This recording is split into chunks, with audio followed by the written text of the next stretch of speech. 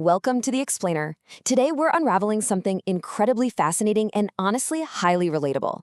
We're diving deep into the invisible, internal world of people who are secretly their own worst enemies. It's a hidden psychology of secret self-hatred, a force that dictates how we navigate our careers, how we handle relationships, and ultimately, how we experience happiness. And the craziest part, despite being so incredibly common, it's a phenomenon that remains almost completely unseen to the naked eye. So we're going to break down exactly why this happens, how it operates in the shadows of the mind, and most importantly, how to actually spot it. Part 1. The silent inner struggle. You see, the ultimate paradox of a highly functioning person dealing with secret self-hatred is that their outside appearance completely contradicts their internal reality. I mean, they look entirely normal on the outside. They laugh, they work, they socialize. To everyone around them, they've got it all together. They might literally be the colleague who just closed a massive deal or the friend who throws the absolute best dinner parties. But behind closed doors, the experience is entirely different. No matter what they achieve, no matter how objectively successful they are, it just never feels like enough. They expertly craft this surface-level facade to protect themselves, but the emotional toll of maintaining that performance is just exhausting. The gap between how the world sees them and how they see themselves is a massive, stressful void. So think about it for a second. Have you ever met someone who is basically their own worst enemy behind closed doors? Maybe it's a fiercely ambitious friend, a high-achieving coworker who never takes a break, or, maybe it's even the person staring back at you in the mirror. Psychology tells us that self-hatred isn't always loud or explosive. Actually, some of the people who secretly dislike themselves the most hide it so incredibly well that almost nobody in their orbit ever even notices. They aren't walking around complaining. Instead, they overcompensate. They become people pleasers, overachievers, perfectionists, all just to outrun that quiet voice in their head telling them they aren't quite good enough. Part 2. Mistakes as personal identity. Look, everyone makes mistakes, right? It's a universal, totally unavoidable human experience. But I want you to notice the dangerous psychological shift that happens when self-hatred is running in the background. A healthy, well-adjusted response to failure is purely behavioral. It sounds like I made a mistake. That's simply acknowledging a temporary action. You forgot to send an email or you burned dinner. It's fixable. But when that response is passed through the filter of self-hatred, it gets deeply internalized. The thought warps from I made a mistake into I am a mistake, and that is a massive distortion of reality. A temporary behavior instantly becomes a permanent character flaw. The failure is no longer just something they did, it becomes undeniable proof of who they are. Psychologically, this means they attach everyday, completely normal human failures straight to their core identity. Every single setback, no matter how minor, becomes proof that something is fundamentally wrong with them. Take a wrong turn while driving? It's not a navigation error. It's proof they're stupid. A joke falls flat at a party? Proof they're unlovable.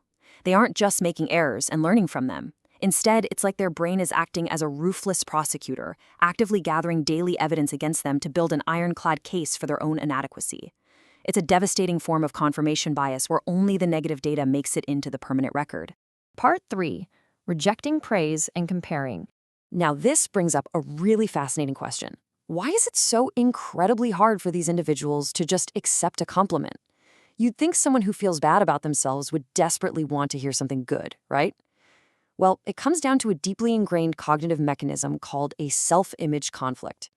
This happens when the brain actively rejects incoming information, like a compliment, simply because it doesn't match a person's existing internal self-image.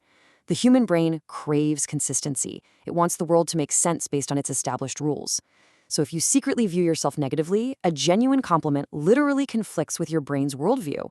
It feels fake, it feels like a threat to reality, so the brain just rejects the positive data to maintain the status quo. And when someone's brain is working overtime to maintain that negative internal environment, you'll see very specific outward reactions to praise.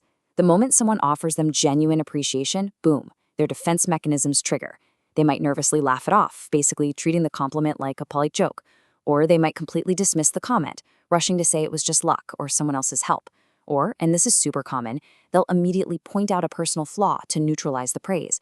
If you compliment their presentation, they will instantly point out the one slide they stuttered on. They literally cannot allow that positive data to enter their system and sit there unchallenged. But the internal conflict doesn't stop with simply rejecting the good. Psychology actually shows us that comparison can become addictive. This lingering internal dissatisfaction fuels a powerful, self-destructive loop. Because they can't find a sense of worth internally, they constantly look outward to validate the negative feelings they already hold inside. It becomes a habit, an involuntary reflex to constantly measure themselves against the rest of the world. And because the game is rigged from the absolute start, they will always find exactly what they're looking for: someone doing it better. Their brain just frantically, obsessively scans the world for evidence. Someone is richer, that instantly becomes a reason to feel inadequate. Someone is smarter, another reason to feel inadequate. Someone is more attractive or moving faster up the corporate ladder, boom, reason to feel inadequate. Every single observation is weaponized to prove everyone else is doing better. It is completely exhausting. The brain isn't just passively observing the world, it's actively using the joy and success of other people to inflict damage on itself. This is the addiction of comparison, the absolute compulsion to consume information that hurts. Part 4. Standards and double rules.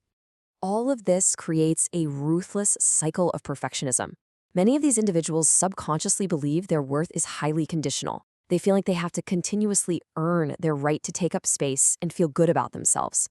So step 1, they create impossible standards. We're talking demanding flawless performance at work, a perfect physical appearance, a perfectly managed home. Standards that absolutely no human being could consistently meet.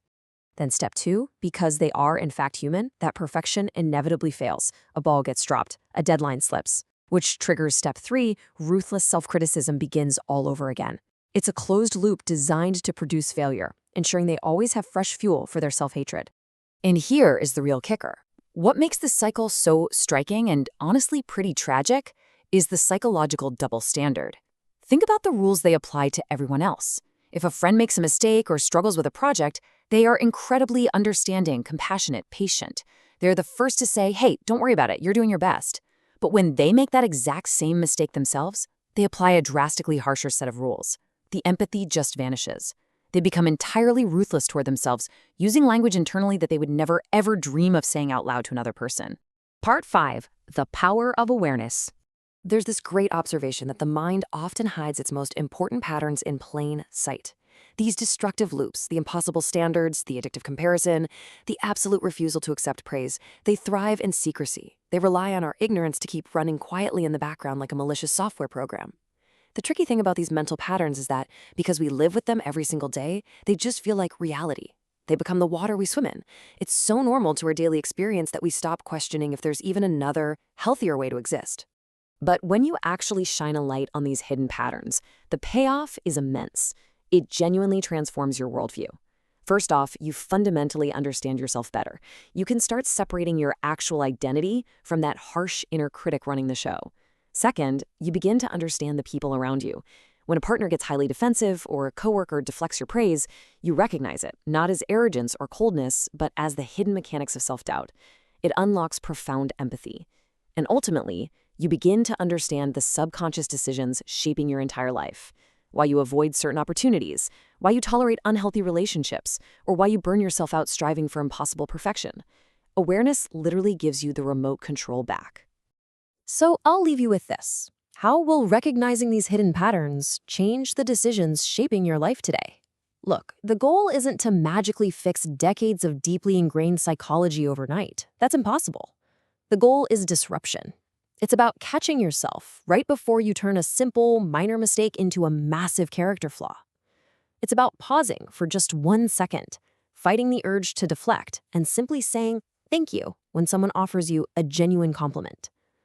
True change starts the exact moment you refuse to let your mind operate in the dark anymore. Keep challenging that inner monologue, stay curious, and keep exploring the fascinating structures of your own mind.